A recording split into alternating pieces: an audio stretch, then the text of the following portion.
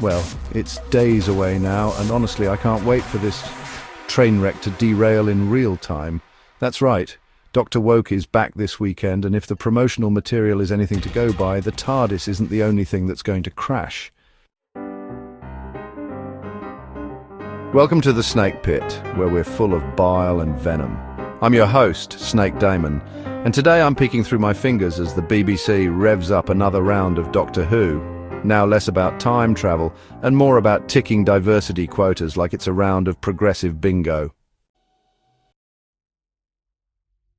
Once upon a time, Doctor Who was a celebration of clever storytelling, high adventure and wild imagination.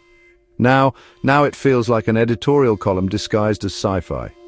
Back in the day, you'd get fired up guessing what new monster might pop up or if the master was hiding in plain sight again. Today it's headlines about who's offended and who's supposed to be offended next. Instead of speculation on alien races and impossible planets, we're getting press quotes like, "We're going to pee off so many people," from the new Doctor himself, Ncuti Gatwa. That's the sales pitch now, deliberate antagonism. The show that once made everyone feel like they could run away in the TARDIS is now choosing to burn bridges for attention. And Varada Sethu, the new companion, follows up with the same dismissiveness. If we're getting those comments, we're doing something right. Yes, because fan division and outrage are always signs of success, right? Let's be clear, this isn't about being unable to handle change. It's about tone, about intent. Classic Doctor Who didn't need to shout its values over every scene. It embedded them in character and plot. Think the Green Death or Genesis of the Daleks. Even the Zygon inversion handled complex political themes without sacrificing character or story. Now, the writing might as well come with footnotes and a smug wink to Twitter. What Gatwa and Koei seem to miss is that not every bit of criticism comes from hate. Some of us just miss when Doctor Who was about joy, mystery and heart. You know, what made it last for 60 bloody years. It's no wonder viewership has dropped like a stone in a vortex. People aren't turning away because it's too clever or too inclusive. They are turning away because they're tired of being preached at by people who don't seem to like the fan base they inherited.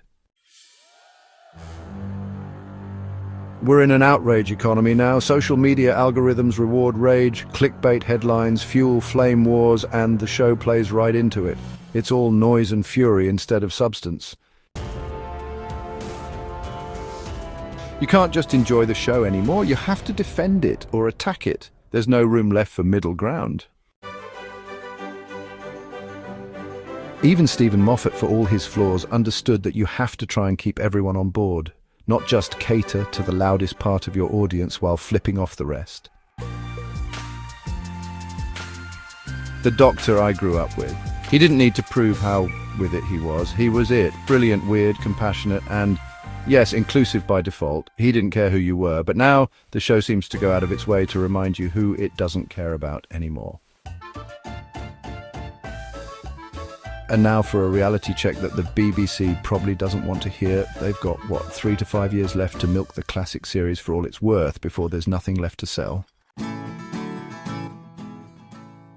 Let's break it down. 4 seasons remain to be released in colour as collections, 5 black and white. The black and white animations, 10 full stories, still need animating. Of those, the Crusade and Mission to the Unknown are still in limbo. Mission has an amazing fan-made version just sitting on YouTube, by the way. Use it!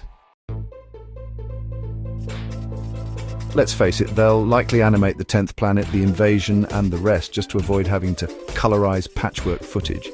They want everything in full color for archival value, which means box sets galore, season 1 to 6 in black and white, then again in color, plus collector's editions.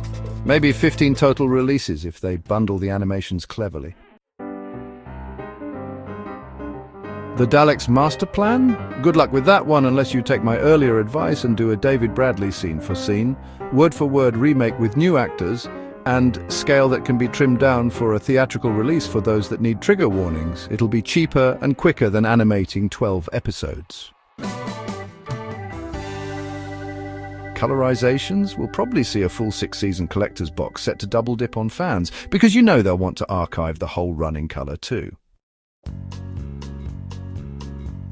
And don't forget, they've only colorized 2 stories so far. If they go this route, we're looking at 15 releases total just to cover that first era. They simply don't have time to waste. If the new series doesn't pull its weight and the older fans stop buying out of sheer spite or fatigue, then where does the revenue come from? It's not going to be the new series books. Nobody's buying them because nobody wants what they're selling. You want to make money off the legacy? Start animating Big Finish. That library's massive, beloved, and still relatively untainted.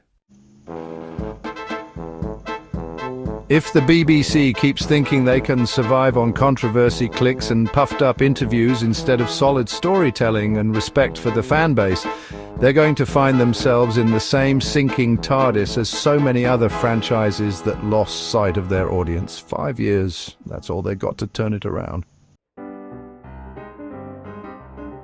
I don't want Doctor Who to fail, but right now it's doing a damn good job of convincing everyone it deserves to. Thanks for dropping by the Snake Pit, where we thrive on untapped potential and lost opportunities. Don't forget to subscribe and hit that bell like the video, and leave your opinions in the comments, where naturally I won't read them. Until next time, stay venomous.